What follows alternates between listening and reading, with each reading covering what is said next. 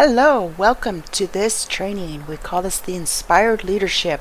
This is out of our membership that we give for the 9001 and 13485.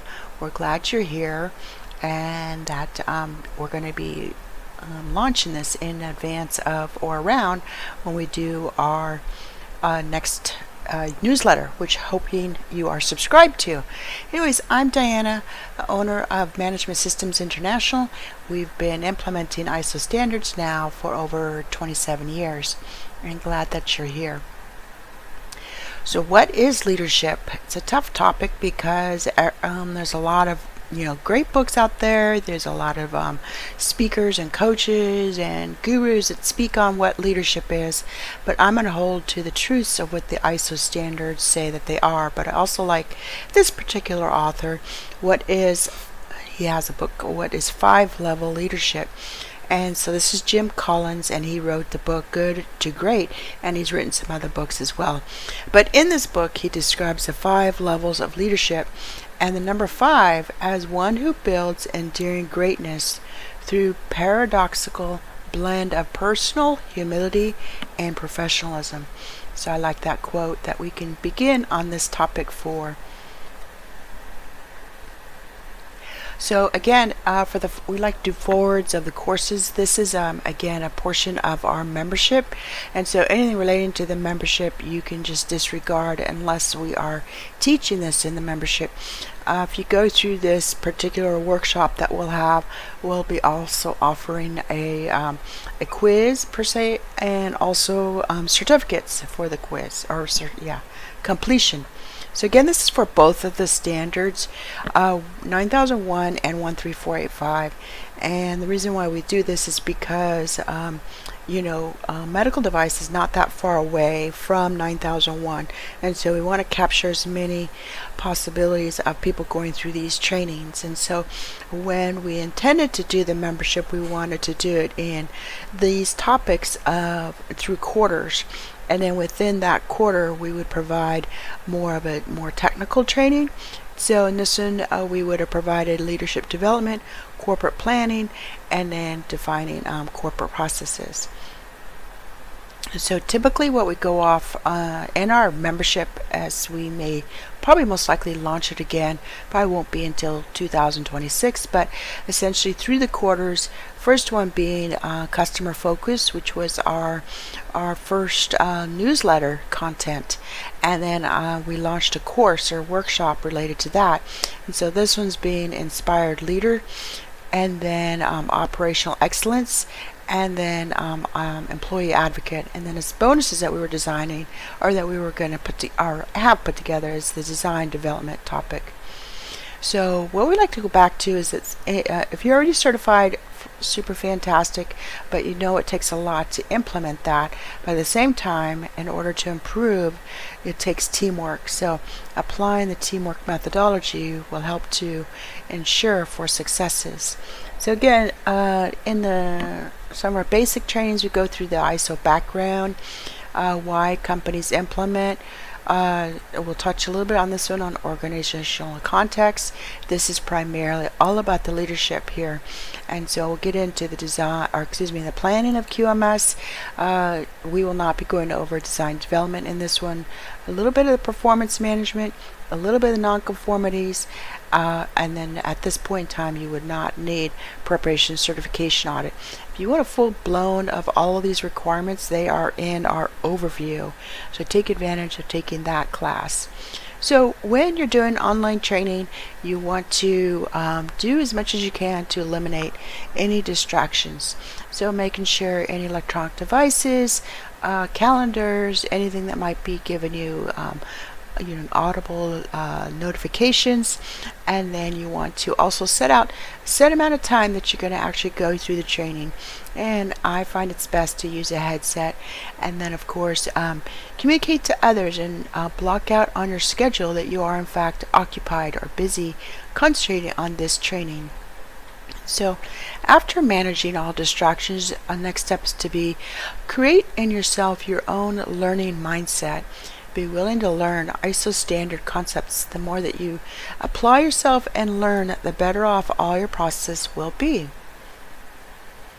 So again, through our membership, our whole theme is about taking you from, in any of our ISO trainings, we want to take you from awareness, which is our overview training, and then once you're aware of, and then you identify what we call nuggets of improvements, setting out for intentionally making improvements in any of these subjects. So the focus of this is, as you go through this, you'll go through identifying where there might be some gaps or things might have slipped, and then you want to put a concerted effort in making those improvements.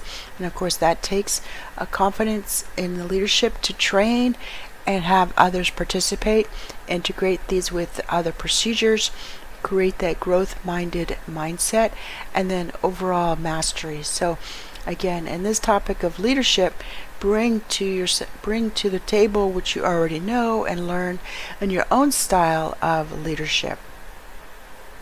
So the outcome specifically we want you to get is I do believe we have initial assessment, and then going through these trainings, identifying where you could see some improvements, reflecting on how you know your own processes work, how well are these requirements known throughout. So as we talked about in the customer focus, is identifying as a means of improvement was the customer's journey.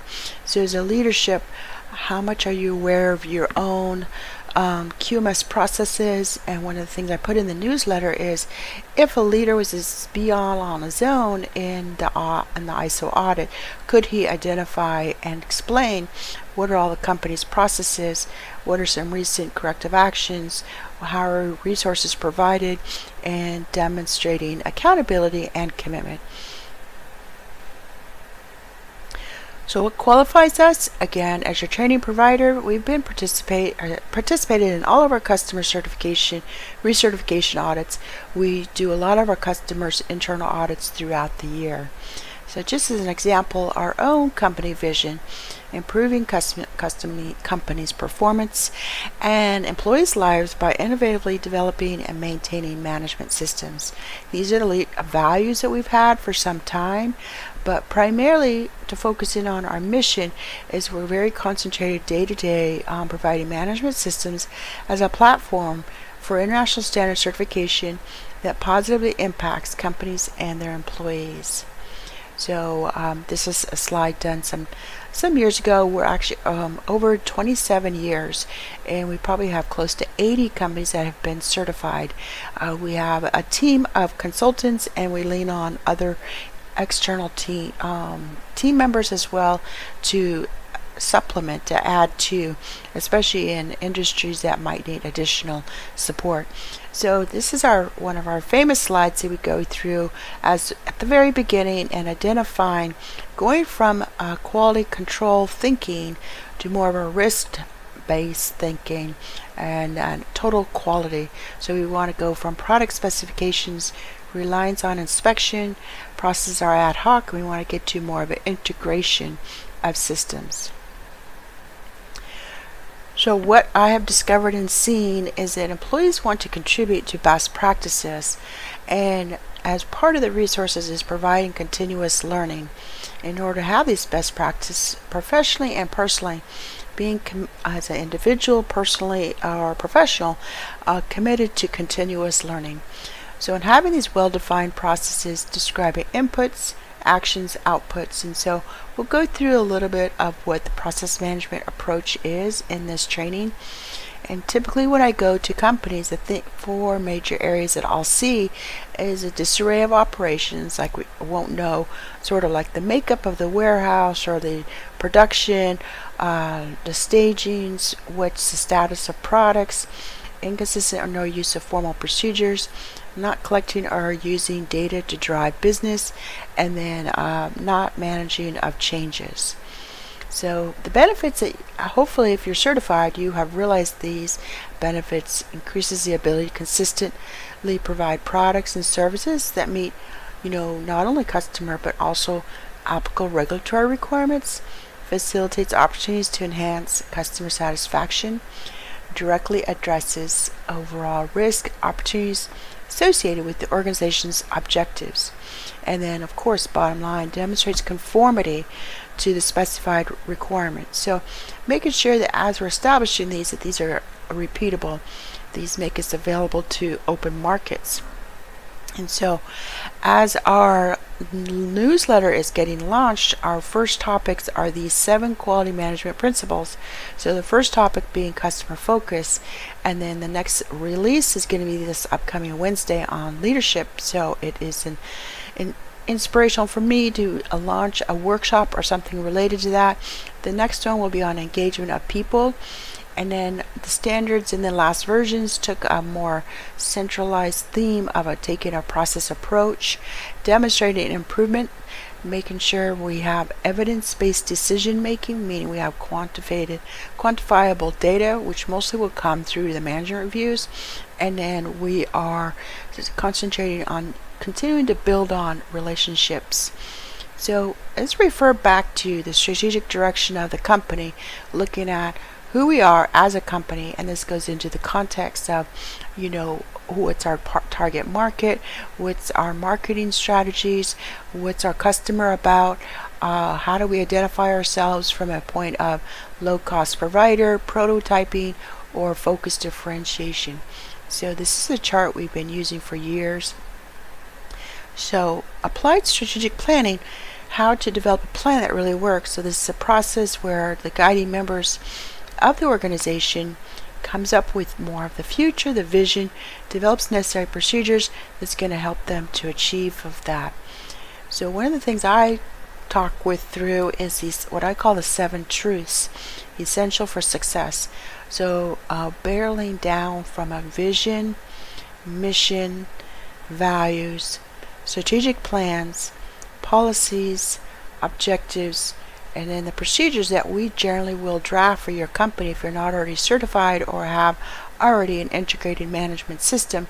And then you would identify, or may already have, most likely, work instructions, or also if you want to translate to SOPs.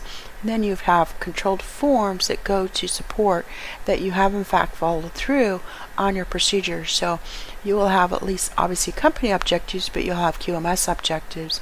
You'll have a quality policy and other policies, say a hiring policy, ethics policy, and then of course what we just talked about, strategic plans. So anyways, it's a good idea to have these mapped out. And so what I like about the standards is that they have provided us definitions. So one of the things I do talk about in the newsletter is that the definitions of these are all over the map. And so this is exactly what the standards define as, and people get confused, the vision, the mission as being one and the same, but they're not. But purpose and mission are interchangeably words, so you can identify those. But I'm not going to read these out. You can see these right here. One of the things that we do, we call out the statements for companies. And if the vision has already been defined, and the mission should of course be defined, if it's not been already identified what the values are of the company, and of course we will be constructing, or you should already have, your quality policy. And based on what your QMS is about, is identifying the scope of what's within that QMS. So then the strategy, overarching company-wide strategy, and then the specific objectives. And so this is how those are defined.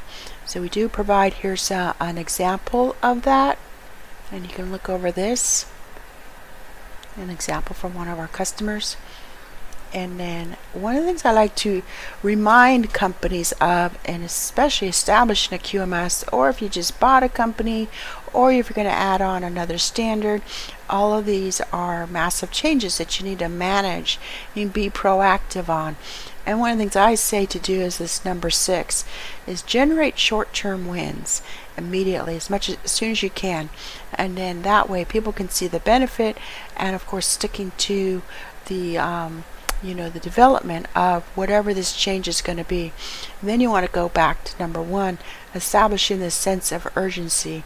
So then overall, as the top management, forming a guiding coalition, and then that compelling vision, communicating widely that vision, and overall institutionalizing overall the organizational culture related to that. So one of the key roles of the top management leadership group is to identify responsibilities and authorities. And what I see as a gap, and a lot of times, is the authorities may not be quite well established. And so these are defined, assigned, communicated, and documented within the organization. So for sure, the org chart, a lot of times the org chart is not kept up to date. Authorities need to be spelled out, and these are primarily done in the procedures and then documented. So these, of course, through the org chart, through the procedures, and then how is this hierarchy identified throughout the organization. So in defining this, basically making sure the responsibilities and authorities as far as ensuring for conformance, processes are delivering their intended outputs, customer focus is promoted throughout the company, and then of course back to making changes, the integrity of the QMS is maintained. So then it is responsibilities of someone identified, usually the manager or representative, reporting on the performance of the QMS, and then risk, opportunities, and improvements. So as a reference, our differentiation for the 13485, it does require a management representative to be assigned. And so in assigning this responsibility, they're ensuring that processes are documented, and then reporting to top management of effectiveness, and usually this is through the management review, ensuring their promotion awareness towards the applicable regulatory requirements, and then all the requirements throughout the organization. So immediately, you're implementing and you're going to create a baseline. From that baseline, you want to set for measurements of improvements and, acceptance and adherence, and then progressions through improvement. So a successful implementation is it's going to come, of course, from the leadership, the involvement of people, communication through the direction, values, objectives, and commitment. And then we generally will do this through the kickoff, and sometimes you might need to refresh that, and especially if you had a change out of personnel, especially the leadership, and then providing resources and support, providing that structure and resources required to achieve the objectives. So all throughout, from the processes to the overall QMS, you want to apply this cycle, the planning, the doing, which is a following to the procedures. Once you've say you implemented a brand new procedure, you want to check that it's been implemented and carried out the way it was described, and then overall making those corrective actions. So as we can recall, the quality management system is primarily responsible or concerned with fulfilling customers' quality and other requirements, meeting applicable regulatory requirements, enhancing customer satisfaction, and supporting operational planning. And then of course you can see throughout taking actions to address risk and opportunities. So when you initially set up the QMS, you would have identified all the possible risks and opportunities, and then you would have tied your corrective actions to, as events occurred, is there a possibility that it should be added to as a risk, and then addressing that. But a lot of times as a gap, people will overlook the opportunities, and then of course demonstrating improving continuously. So I'm going to pause here, make this as a break as the initial video 1 for this workshop. We'll come right